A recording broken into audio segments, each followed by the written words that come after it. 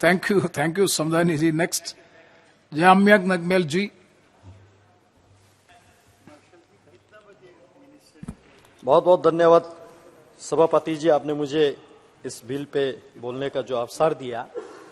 मैं माननीय प्रधानमंत्री नरेंद्र मोदी जी और माननीय शिक्षा मंत्री धर्मेंद्र प्रधान जी के द्वारा इस बिल को जो संसद में लाए, इसका स्वागत करने के लिए और इसको समर्थन करने के लिए खड़ा हूं। तेलंगाना में सेंट्रल ट्राइबल यूनिवर्सिटी, जो कि यूनिवर्सिटी एक्ट को अमेंड करके एस्टेब्लिश जो करने जा रहा है, जिसका नाम समाकर सराका सेंट्रल ट्राइबल यूनिवर्सिटी के नाम से रखा जाएंगे।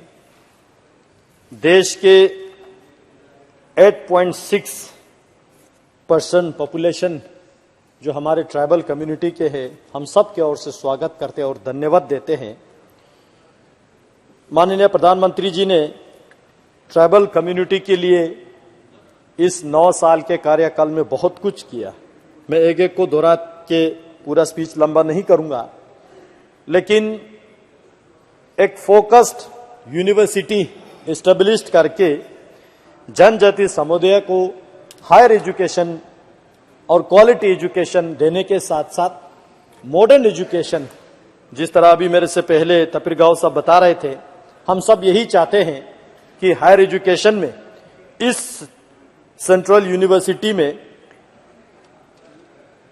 ट्राइबल कम्युनिटी के कल्चर है, ट्रेडिशन, पहचान, उनके बारे में तो स्टडी होगा ही, लेकिन साथ ही साथ आधुनिकता हो, आईआईटी हो, आईआईएम हो, दुनिया लेवल के एजुकेशन ट्राइबल कम्युनिटी को मिले और नॉन ट्राइबल कम्युनिटी के लोग भी उसमें आके ट्राइबल के बारे में जानकारी हासिल करें, ये हम सब चाहते हैं। आज प्रधानमंत्री जी द्वारा इस ट्राइबल यूनिवर्सिटी के नाम मां समाकर सराका देवी जी के नाम से रखे हैं और हम सब इसका धन्यवाद देते हैं। इससे पहले जो जनजातीय गौरव दिवस 15 नवंबर से मनाना माननीय प्रधानमंत्री जी ने शुरू किया था, जिसके जरिए भगवान बिरसा मुंडा जी के प्रेरणा सभी ट्राइबल कम्युनिटी को देते हुए और इस देश में ट्राइबल कम्युनिटी के चाहे फ्रीडम फाइटर हो या इस देश को बनाने में हो, ट्राइबल कम्युनिटी के योगदान को संवारा, इस बात के लिए धन्यवाद देते हैं। माननीय प्रधानमंत्री जी ने इस 9 साल में ट्राइबल कम्युनिटी के उन्नति के लिए, विकास के लिए 2014 से 2023 तक 4,495 से लेके 12,462 करोड़ रुपए के बजट केवल ट्राइबल मिनिस्ट्री के द्वारा खर्च करके, चाहे वो लोअर एजुकेशन में हो, हायर एजुकेशन में हो या ओवरऑल इंफ्रास्ट्रक्चर डेवलपमेंट में हो, बहुत कुछ किया। मैं लद्दाख से आता हूं। लद्दाख जो कि पूरा पॉपुलेशन 96% जो है ट्राइबल कम्युनिटी आते हैं, उसमें मेजर 8 ट्राइब्स जो हमारा आते हैं, केवल अरगोन कम्युनिटी को छोड़ के, तो पूरे लद्दाख के कम्युनिटी भी चाहते हैं, ट्राइबल कम्युनिटी भी चाहते हैं कि उनको अच्छा शिक्षा मिले, उच्च शिक्षा मिले, क्वालिटी एजुकेशन मिले, जिसको ध्यान में रखते हुए हम माननीय मंत्री जी को धन्यवाद अर्पित करना चाहते हैं। सिंधु सेंट्रल यूनिवर्सिटी लद्दाख में अलग से बिल लाके हमें दिया, उसके अलावा यूनिवर्सिटी ऑफ लद्दाख दिया, उसके अलावा central institute of Buddhist studies को डीम यूनिवर्सिटी का दर्जा दिया। इतने काम जो है अभी लद्दाख के ट्राइबल कम्युनिटी के एजुकेशन के लिए हो रहा है।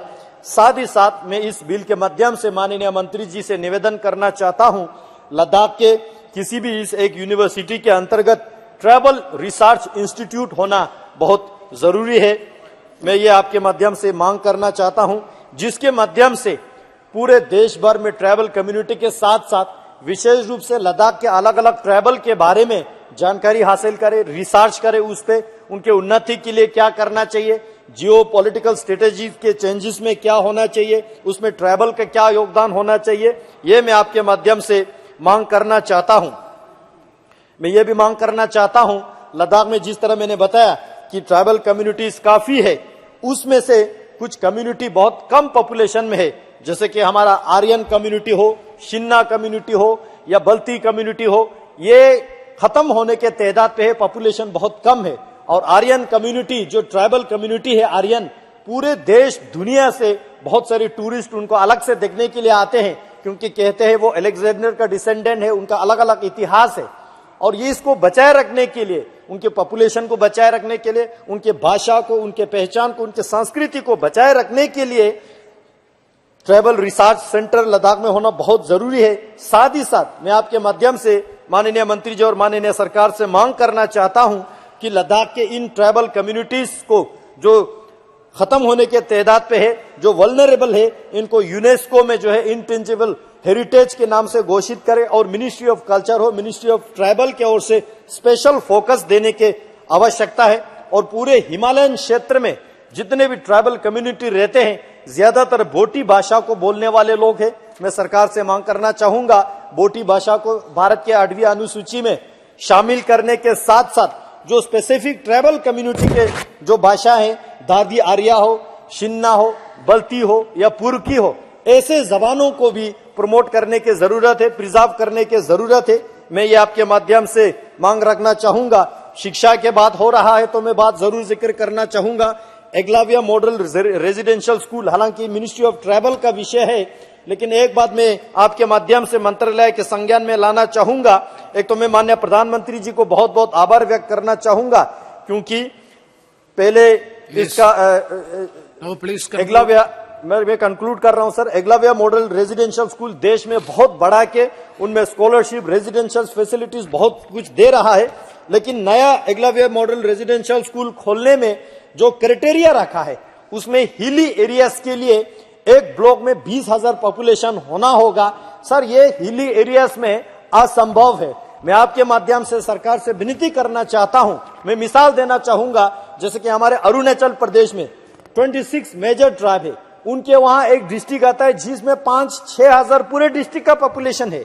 अब एक ब्लॉक में 20,000 पॉपुलेशन हम कहां से लाएंगे? मेरे लद्दाख के जंस्कर क्षेत्र में 3 एडमिनिस्ट्रेटिव ब्लॉक है, टोटल पॉपुलेशन 13,000 है। मेरे नुब्रा में टोटल 13-14 हजार पॉपुलेशन है, वहां पे 3 ब्लॉक है। अब हम चाहते हैं उस एरिया में जहां ट्राइबल लोग रहते हैं, हमारे आर्यन वैली में, हमारे धरास में, यहाँ पे ये एकलव्य मॉडल रेजिडेंशियल स्कूल खोलने के लिए पॉपुलेशन का संख्या का जो योग्यता रखा है वो कभी फुलफिल नहीं होता है, जिसके कारण से हमारे ट्राइबल कम्युनिटी जो है इस एकलव्य मॉडल रेजिडेंशियल स्कूल से वंचित रहते हैं। मैं आपके माध्यम से सरकार से मांग करना चाहता हूं कि इसका क्राइटेरिया थोड़ा रिलैक्स करके पॉपुलेशन का संख्या कम करे। सर, लास्ट एक बहुत जरूरी पॉइंट है सर, एक मिनट लूंगा, ज्यादा नहीं लूंगा जल्दी। सर, ट्राइबल कम्युनिटी के जब हम बात करते हैं, लद्दाख में 3 वाइल्ड लाइफ सेंचुरीज आते हैं, चंगतांग, नुब्रा और काराकोरम, जिसमें अभी वो बनने के प्रोसीजर में है। ये वाइल्ड लाइफ एक्ट 1987 द्वारा लाया गया है, जो अभी फाइनल स्टेज पे भी नहीं हुआ है, फाइनल नहीं है। लेकिन एडमिनिस्ट्रेशन के, ये मुझे लगता है आईएफएस और आईएएस के ही झगड़ा है, जिसके वजह से हमारे लोग सफर कर रहा है। सर, मैं इसको क्लोज कर रहा हूं सर, बट डिमांड तो रखने दीजिए ना सर, इसका डिमांड रख लेता हूं। कोई पूरा बैकग्राउंड नहीं बताऊंगा, पूरा डिमांड रखूंगा। सर, हिमिस नेशनल पार्क का टोटल एरिया जो है 3,350 है, जिसको ग्राउंड पे 5,000 को रखा है।